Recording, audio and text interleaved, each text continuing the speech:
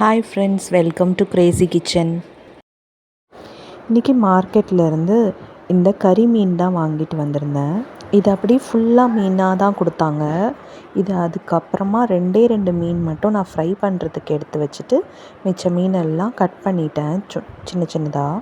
இப்போ ஃப்ரை பண்ணுறதுக்காக 2 ஸ்பூன் மிளகாத்தூள், 1 ஸ்பூன் உப்பு, 1 டேபிள் ஸ்பூன் இஞ்சி பூண்டு பேஸ்ட்டு, தேவைப்பட்டால் ஒரு ஹாஃப் லெமன் மட்டும் புழிஞ்சிக்கோங்க. புழிஞ்சிட்டு இதை நல்லா மிக்ஸ் பண்ணணும்.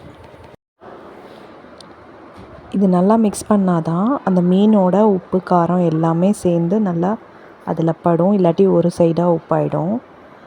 இப்போது நான் வெட்டி வச்சுருந்த மீனை கொஞ்சம் ஸ்லைஸ் பண்ணி வச்சுருக்கேன். அதாவது கத்தி வச்சே நான் கோடு கோடாக போட்டிருக்கேன், அப்போ தான் உள்ள மசாலா இறங்கும்னு. இதை நீங்கள் இப்படியே விரவி வச்சிங்கன்னா, முழு மீனாகவே கட் பண்ணாமல் போட்டிங்கன்னா அதுக்குள்ளே மசாலா இறங்காது, மீன் டேஸ்ட்டாக இருக்காது. அதனால் கீறி விட்டுட்டிங்கன்னா, கத்தி வச்சு கீறி விட்டுட்டிங்கன்னா நல்லா டேஸ்ட்டாக உள்ளேயும் மசாலா இறங்கும். இந்த மசாலா போட்டதுக்கப்புறமா ஃபிஷ்ஷை ஃப்ரீசருக்குள்ளே 30 நிமிஷம் நம்ம வைக்கணும். அப்போ தான் இது மசாலா உள்ளே இறங்கி மீன் டேஸ்ட்டு பிடிக்கும். லைட்டாக உப்பு பத்தலை, அதனால நான் இன்னும் கொஞ்சம் உப்பு போட்டு மிக்ஸ் பண்ணி வைக்கிறேன். இதோடு நான் துண்டு துண்டாக கட் பண்ணி வச்சுருக்க மீனையும் நான் இதோடு சேர்த்தியே ஃப்ரை பண்ணுறேன். நல்லா கலந்து எடுத்து வச்சுக்கலாம். இது மீன் குழம்புக்குமே நல்லாயிருக்கும், ஃப்ரை பண்ணுறதுக்கும் நல்லாயிருக்கும்.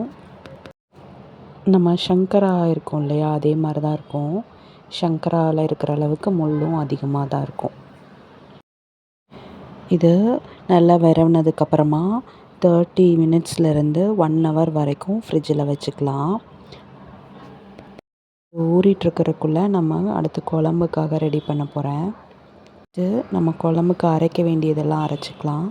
ஒரு வெங்காயம், ஒரு தக்காளி, ஒரு அரை மூடி தேங்காய், 1 ஸ்பூன் ஜீரகம், 1 ஸ்பூன் மிளகு, இது எல்லாமே சேர்த்து மையாக அரைச்சிக்கணும். இப்போது அடுப்பில் மண் பாத்திரம் வச்சு நம்ம செய்கிற டிஷ் நல்லா வரணும்னு சாமிக்கிட்ட வேண்டிட்டு நம்ம குக் பண்ண ஆரம்பிக்கலாம்.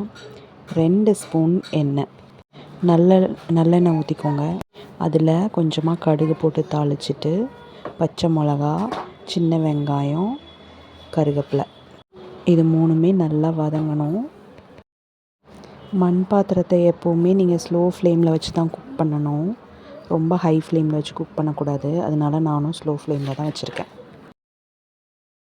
சின்ன வெங்காயம் நல்லா வதங்கி கோல்டன் ப்ரௌன் வர வரைக்குமா வதக்கணும். இப்போது 1.5 ஸ்பூன் மிளகாய்த்தூள், 2 ஸ்பூன் மல்லித்தூள், 2மே கலந்து நல்லா செவக்க வறுத்துக்கணும். இது கூடவே சேர்த்து நம்ம அரைச்சி வச்சுருந்த தேங்காய், வெங்காயம், தக்காளி பேஸ்ட்டை இது கூட சேர்த்து நல்லா வதக்கணும். அந்த வெங்காயம்லாம் பச்சை வாடை போகிற வரைக்கும் நம்ம வதக்கணும்.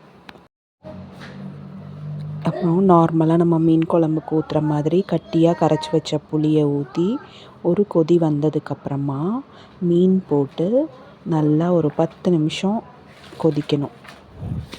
இந்த மாதிரி இது நல்லா வற்றி வர டயத்தில் நம்ம ஃப்ரை பண்ணுறதுக்காக வச்சுருந்த மீனை எடுத்து ஒரு கடாயில் எண்ணெய் வச்சு அதுலேயும் ஃப்ரை பண்ணலாம்.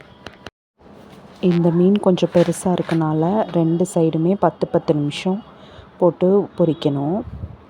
எண்ணெய் ரொம்ப மூழ்கிற வரைக்கும் ஊற்றணுன்னு அவசியம் கிடையாது. லைட்டாக டோஸ்ட் பண்ணுற மாதிரி இருந்தால் போதும். இது கிரில்டு ஃபிஷ் மாதிரி கூட நம்ம பண்ணிக்கலாம். இப்போ 2 சைடும் நல்லா குக் ஆயிடுச்சு. பார்த்தீங்கன்னா ஃபிஷ் ஃப்ரை இப்போ ரெடி ஆகிடுச்சு. தேங்க்ஸ் ஃபார் வாட்சிங். Happy cooking.